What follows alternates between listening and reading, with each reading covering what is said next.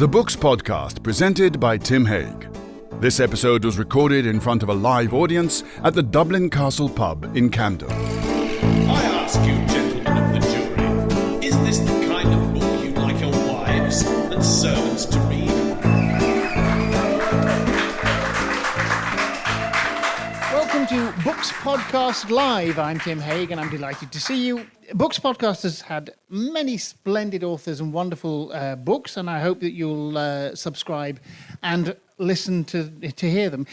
Tonight, we're here at the Dublin Castle pub in Camden for the live show, joined by Alwyn Turner to discuss his rather brilliant Little Englanders, Britain in the Edwardian Era. Alwyn is probably best known for his trilogy of books about Britain in the late 20th century, and he's also written excellent volumes on pop culture and social history, all of which are equally entertaining. We're happy to boast that he's an old friend of Books Podcast.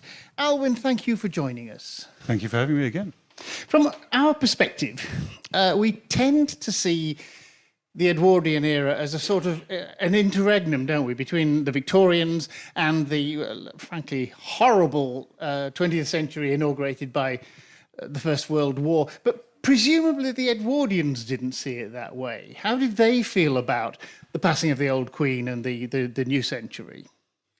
They knew that it was different. They'd had a queen on the throne for so very long. There's hardly anybody left in the country who had been alive, let alone who could remember a time before Victoria.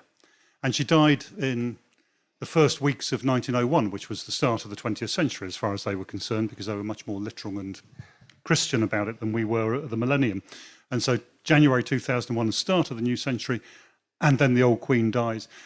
And because the 19th century had been so extraordinary, this amazing period of revolution and upheaval. Oh, and technological development as well. I mean, the impact of the Industrial Revolution has completely transformed the country, and it had been a very noisy century. And I think the sense that it had come to an end meant there was definitely the end of an era, a new century, a new king.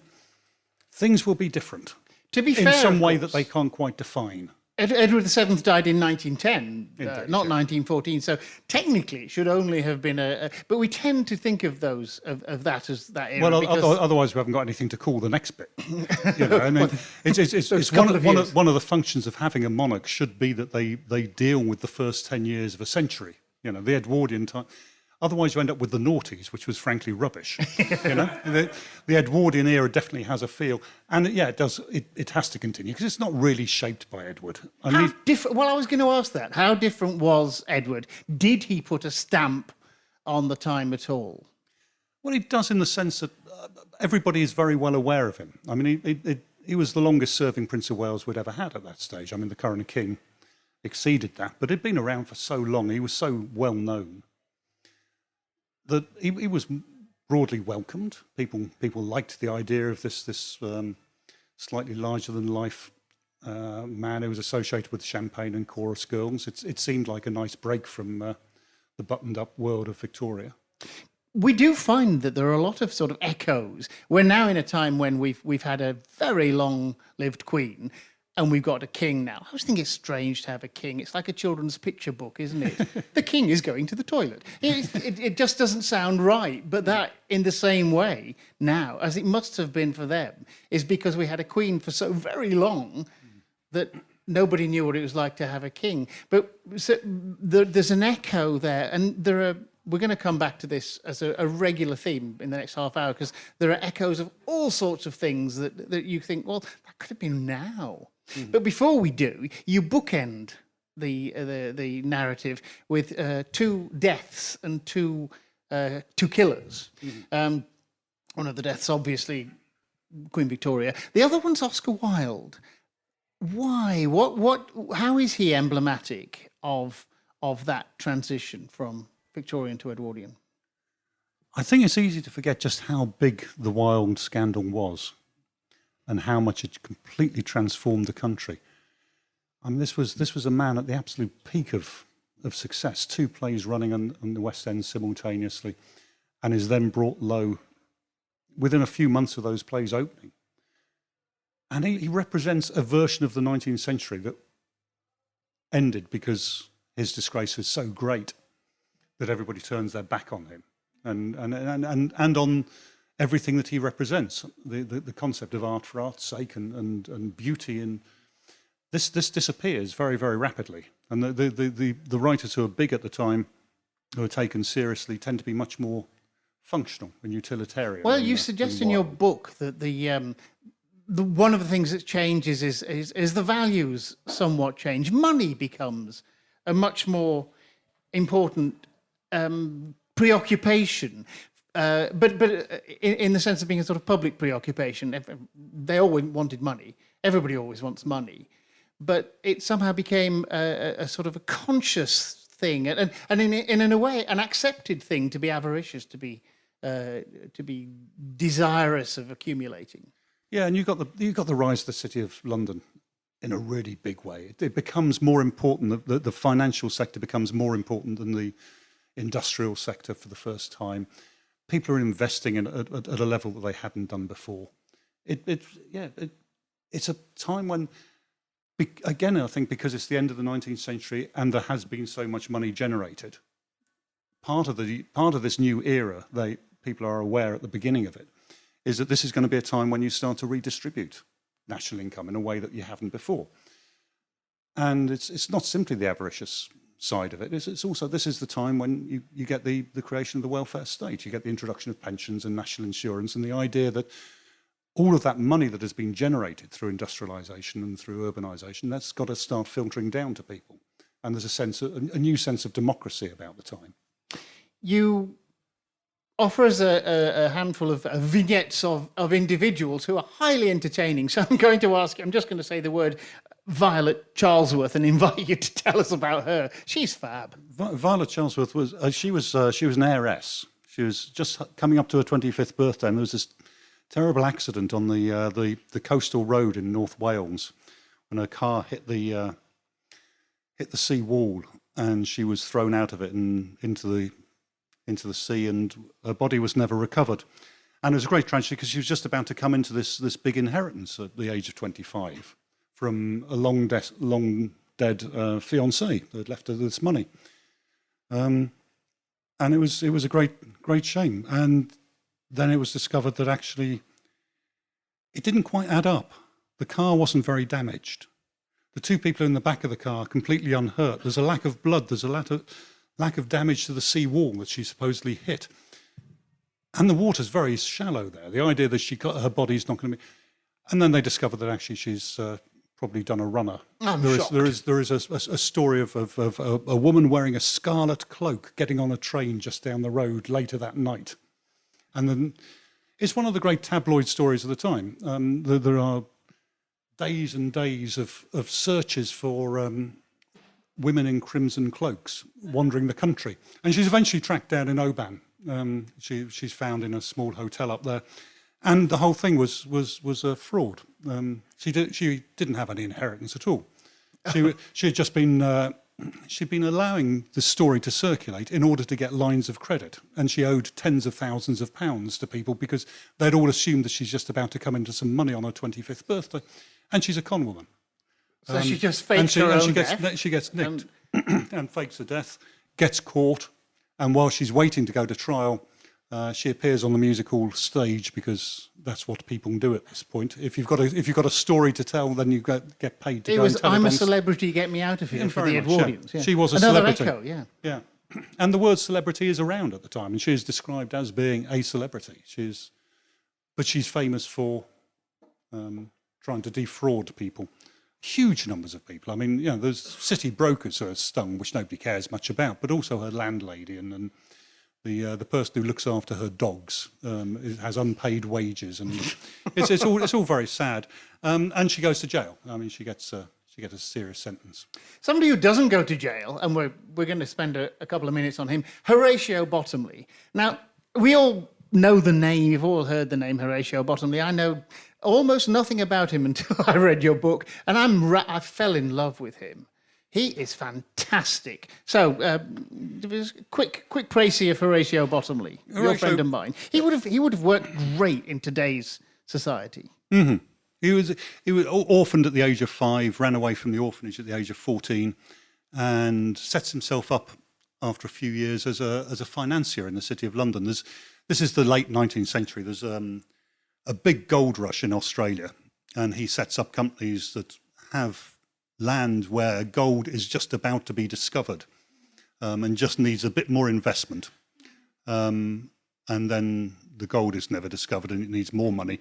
And he just raises vast amounts of money from people who are gullible and looking for a very, very big profit out of this stuff.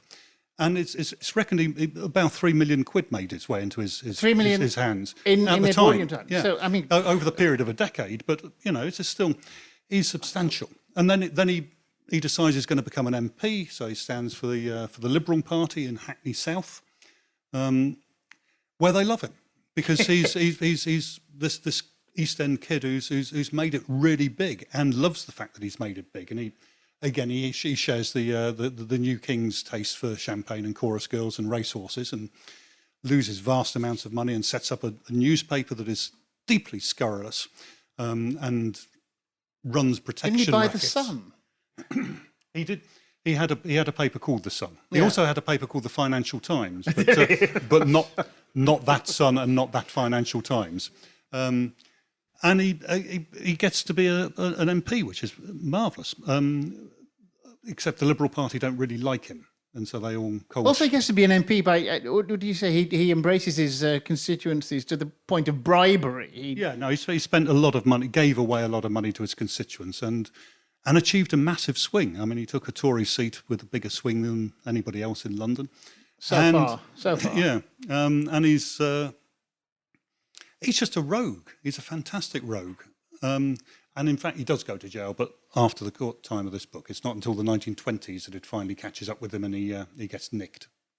And then he's sort of, you say the word celebrity was around then. I mean, he is admired for it. Violet Charlesworth was largely, I mean, she went to prison as well, but these people were sort of, they were made much of, and anybody could go on the musical stage, as you say, if they were just famous for anything. In fact, we have to talk about the Fat Boy of Peckham. In fact, do you have a reading? I think you have a reading. You read the bit about the Fat Boy of Peckham. Would that be all right? Okay.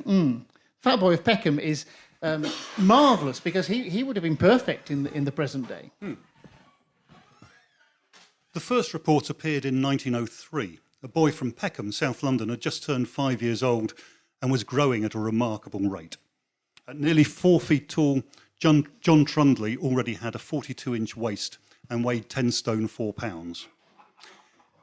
His bulk meant that he was unable to walk far and was too heavy to be pushed in a pram, but apart from that, he was in good health and strong enough to lift his father off the ground. He was also, said his mother, an intelligent child. Johnny knows his alphabet, can add 2 and 2, can say Little Jack Horner and Little Miss Muffet. By chance, the same month saw the publication in Pearson's magazine of the first instalment of H.G. Wells's new novel, The Food of the Gods, which told of scientists developing boom food, a substance that accelerates animal growth. Wasps swell to the size of owls, earwigs to the size of lobsters, and when it's fed to infant humans, it produces giants. Oversized children were clearly newsworthy, and within weeks, John Trundley had been signed up by 2 music halls in South London at £10 a week each, followed by an offer from Edward Moss to appear at the Edinburgh Empire for £40 a week. These were riches too great to be resisted by Trundley's father, a dustman who suffered badly from rheumatism. By the end of the year, the Fat Boy of Peckham, as he was billed, was earning the family's living on stage. It wasn't much of an act, for Trundley had no talents beyond his size. So he came on in a sailor suit and stood in the middle of the stage holding his father's hand, while a lecturer hired for the occasion displayed an enlarged copy of his birth certificate and expounded upon his vital statistics. After a couple of minutes, the sailor suit was removed to reveal a close-fitting pink body stocking. He was asked his name, Sonny Jim, and what he wanted to be when he grew up, a policeman. And that was all there was. It was sufficient. His appearance provoked great laughter, and it was reported he brought in the crowds, especially ladies. How the fat boy felt about these proceedings was unclear. Johnny showed no symptoms of mirth, noted the papers. He simply gazed at the footlights as if not quite comprehending their use. He was no simpleton, though. There was also the story of a medical examination, during which, evidently bored, he failed to respond to questions. "That boy is mentally deficient," the doctor said, and received a sharp retort, "Got more brains than you." But on stage, confronted by a chortling crowd, he simply froze. The press made great play of the fat boy's career, while simultaneously professing themselves outraged. The mere exhibition of monstrosity is degrading to the spectators and doubly degrading to the unfortunate object of their so-called amusement, fumed the Daily Mirror. He had been trained to exhibit his fat as the beggars of old exhibited their deformities, trained to appeal to some low instinct of curiosity, which it is difficult for cultured people to understand. So great was the outcry that a prosecution was brought against the proprietors of the halls and against Trundley's father under the Prevention of Cruelty to Children Act. The case collapsed, however, when the magistrate ruled that the law did not apply. The Act provides that no child under the age of 11 years, unless licensed, should appear upon a stage for the purpose of singing, playing or performing for profit, he ruled. In this case, the child was not on the stage for the purpose of singing or playing or performing for profit, but was there as a freak of nature and nothing else. It wasn't exactly a ringing endorsement of the morality of the music halls, but it did declare open season in the search for other outsized children. Charles Watts of Woodchurch, Kent, 12 years old and 19 stone in weight, was offered the opportunity to be similarly exhibited, but his parents declined the offer. So too the parents of newspaper discoveries Harold Bishop of Birmingham, 10 stone 7 pounds at the age of 12, and 9-year-old Elizabeth Daltrey, weighing in at 8 stone 6 pounds. But there were bookings for 15-year-old Miss Lucy, the Russian fat child, who was claimed to top them all at 25 stone. "Miss Lucy, who appears as a ballet dancer, is as graceful as a fairy," read the reports. Meanwhile, the fat boy of Peckham was discovering a hard truth of modern celebrity, that the only thing worse than being forgotten about is not being forgotten about. When it came time for John Trundley to go to school, there was much excitement that a special chair and desk had to be constructed to accommodate him. More sensational still, a tram line had to be extended by 400 yards because he couldn't walk to the nearest stop. The Daily Mail led the thunderous attack on this waste of council money. And from being a figure of fun, Trundley found himself recast as a burden on the public purse. Didn't end his career, though, and he continued to be exhibited by his father into his teenage years. He also came to symbolise the depths of journalistic triviality. In 1905, the Socialist Labour Party mocked the likes of Henry Hyndman and Keir Hardie, leaders of the Social Democratic Federation and Labour Party respectively, for chasing publicity and seeking to get into the papers, along with the fat boy of Peckham. See, thank you. See, we look back from this vantage point and think, putting somebody on the stage who had no talent, nothing to offer at all, and then you think, I don't know, Stacey Solomon, Jade Goody, we still do it. It's nothing has changed. And the newspaper response is exactly the same as well. You make as much of it as possible and then decide to switch and decide that this is now somebody to be despised and hated. Is this in any way the golden age of music hall? Because you tend to think of music hall as very much of a Victorian thing. Is it still going gangbusters in the Edwardian time? It's bigger. It's got much more serious about it. It's not as much fun, I don't think. But the problem is we have no recordings, no visuals of the Victorian musical. We have some of the Edwardian period, but it's calmed down a lot. At its peak in the mid-Victorian times, the musical was just this incredibly rowdy, rough place where, this is entertainment that grew out of pubs. People have gone along to these places to drink and to smoke and to socialise, and then there's some entertainment on stage. And they are almost entirely drunk, the audiences, and if they don't like the people on stage, they will make it very clear that they don't like you, and they will throw things at you. And the rougher music halls have a metal grill over the orchestra pit, so that if you are throwing missiles, at least the innocent musicians shouldn't be hurt in the process. And the really dodgy ones had balconies that overhung the stage, and if they really didn't like you, then people would go to the end of the balconies and urinate their displeasure from a great height. These were really rough places, and And the big ones, I mean, there's 2,000-3,000 people in these halls. You're doing it obviously without any amplification, and It's getting a bit more singing. respectable, though, in the Edwardian era. and by the Edwardian times, that's calmed down a bit. I mean, they're still drinking heavily, but they're becoming much more like theatres. And there is a new wave of music halls that are structured like theatres rather than like pubs. And the big chains start to come in. You get the arrival of big business rather than independent music halls, one-offs. You get chains of them with dozens of halls owned by the same people, and then the management has real serious control over the artists that they're prepared to book. And there is a fear that this is driving out new talent because they're just sticking with the old crowd pleasers, and the thing is becoming a bit static. I mean, it's still producing great people. I mean, I was going to say, who are the big names? Who are the ones we're going to remember? Dan Leno, presumably. Murray Lloyd. Dan Leno, who invents stand-up comedy, effectively.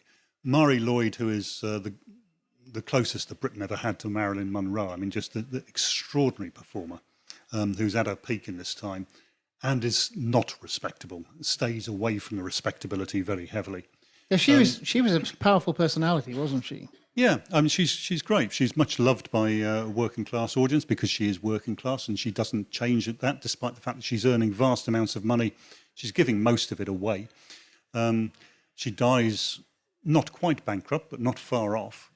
And she retains the spirit of the old music hall at a time when it becomes respectable. When they have the first command performance, Royal Command performance, the forerunner of the Royal Variety Show, which inexplicably still exists, Murray Lloyd is not invited to appear because she will upset the Queen. She's too naughty. Yeah, but quite a lot of things made them blush, didn't it? I mean, your rough audience wanted things quite excessive, but the polite society really could get the vapors on the slightest excuse. And that's ultimately where musical starts to compromise its original spirit, and it loses some of that early energy and the sheer raucousness of the place, but there are people holding on to it. This is also the time that cinema is beginning. What impact did that have?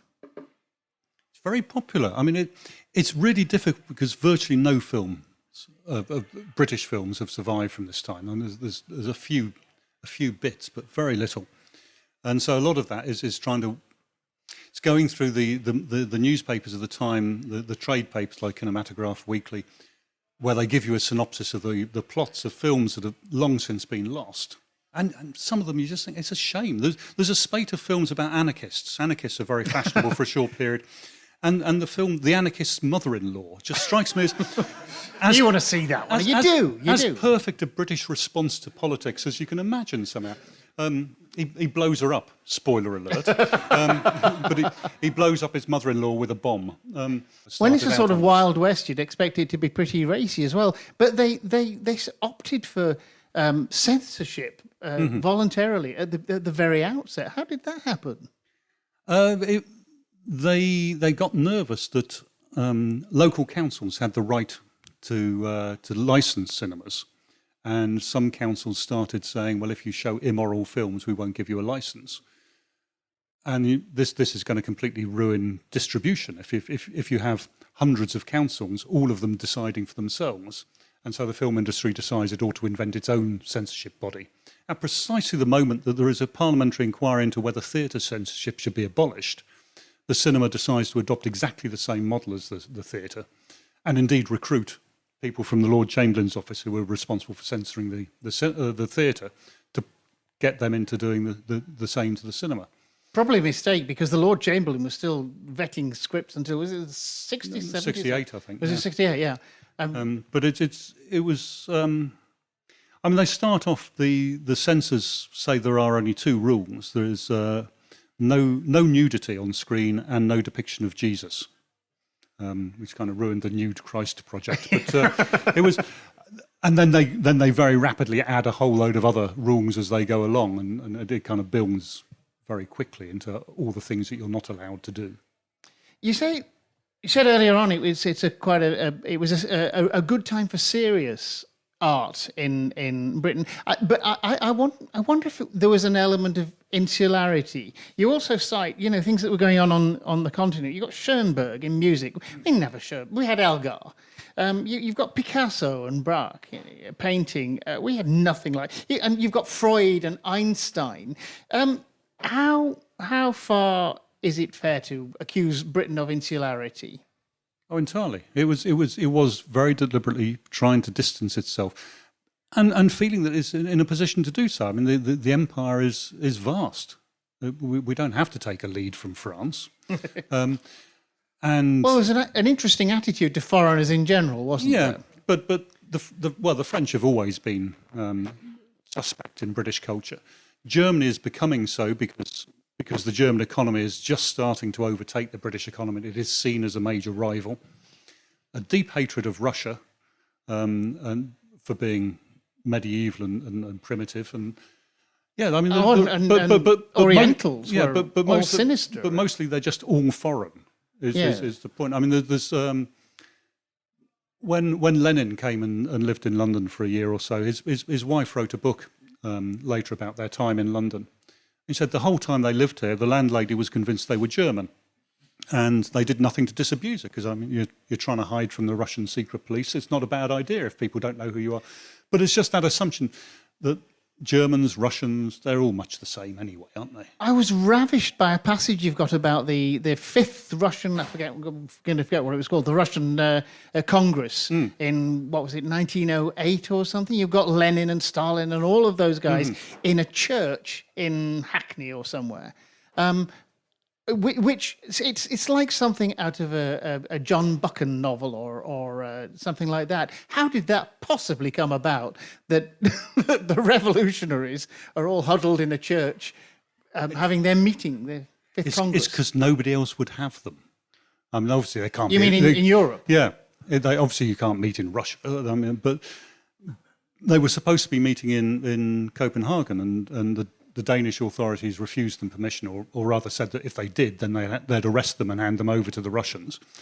They got rejected by Norway. They got rejected by everywhere apart from Britain, which was always so liberal and easygoing.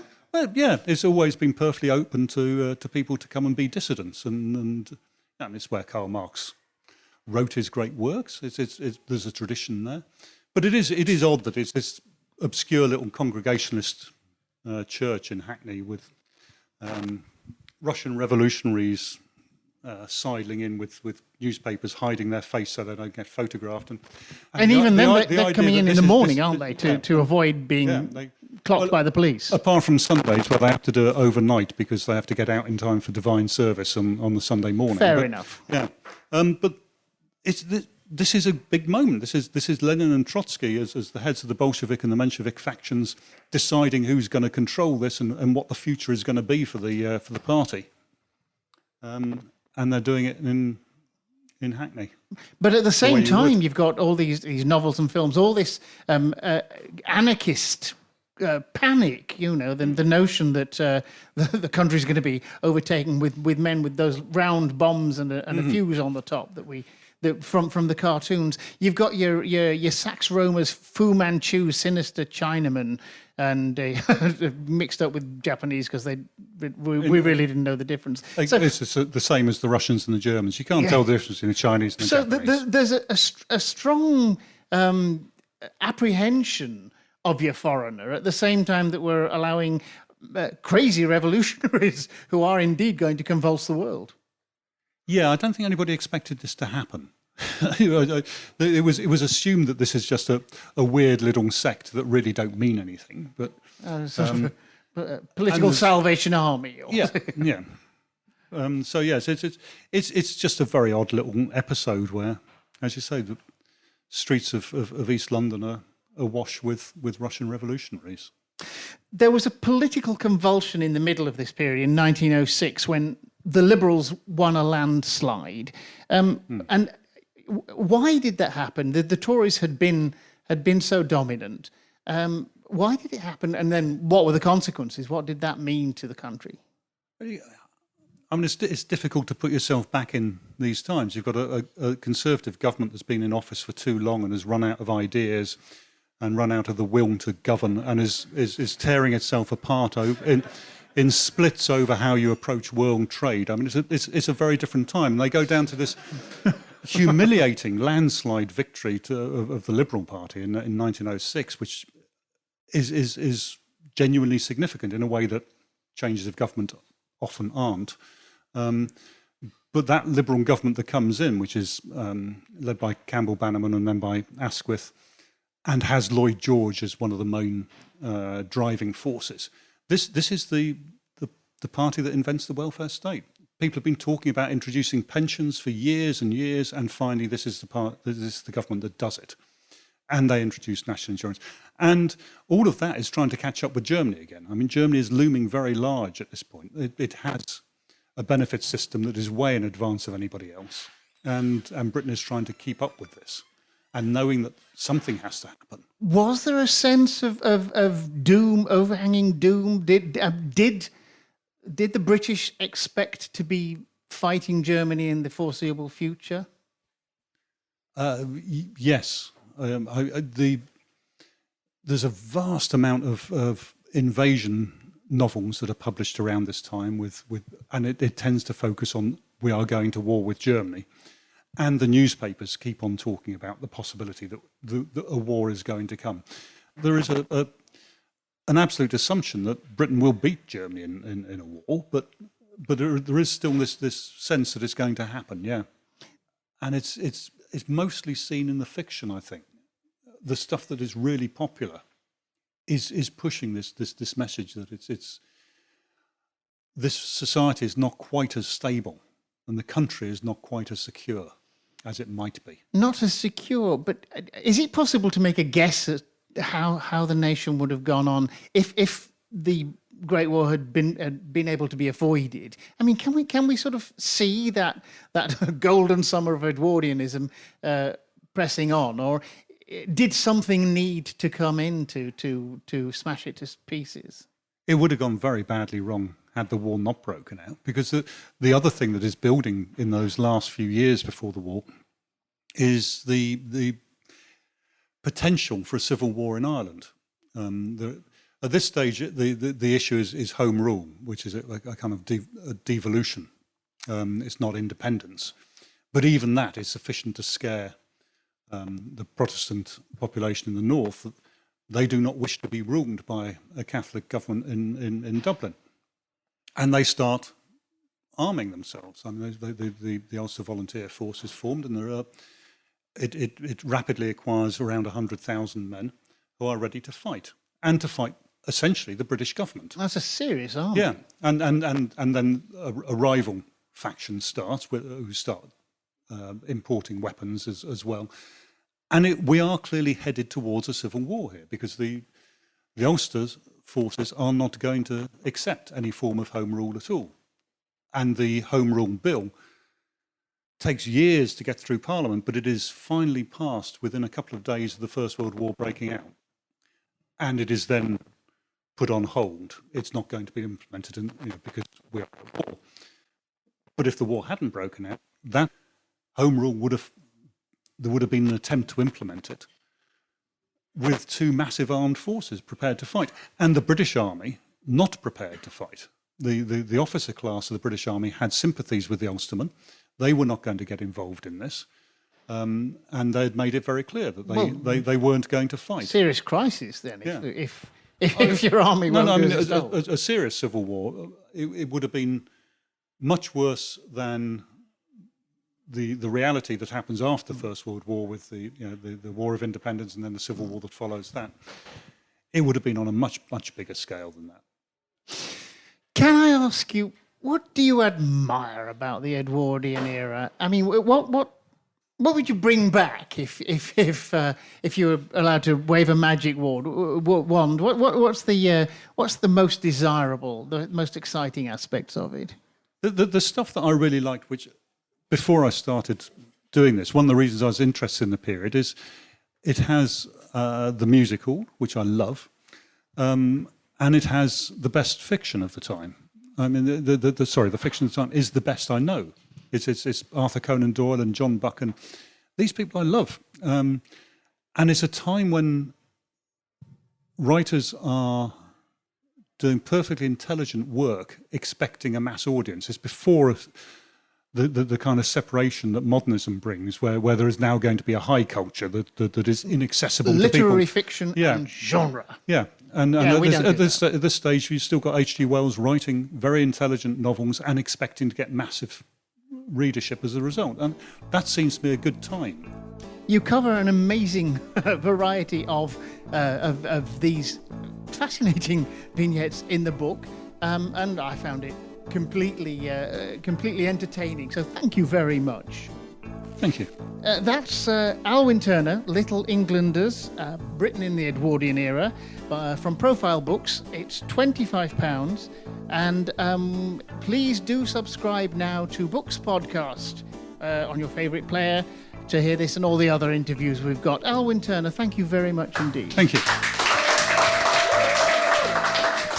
That was the Books Podcast, presented by Tim Haig.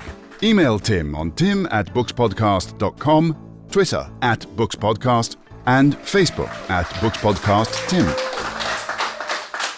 Good. If anybody has any questions, if there's anybody who hasn't learned everything there is to know, please let us know. We're going to turn the light on so we can see you. Yes. We know that there was huge social change after the First World War with big changes to the class system. Were the seeds for that already in place during the Edwardian time? Yeah, very much. They are aware, as I said, that when people are looking at the beginning of the 20th century, with the death of Victoria particularly, people are saying this has got to be a different world now. This has got to be a world where the working class are given more time. I mean, the pressure for expanding the franchise to allow working class voters is very much part of this time. It doesn't happen until after the First World War. It's another thing that gets interrupted by it, but it would have been quicker.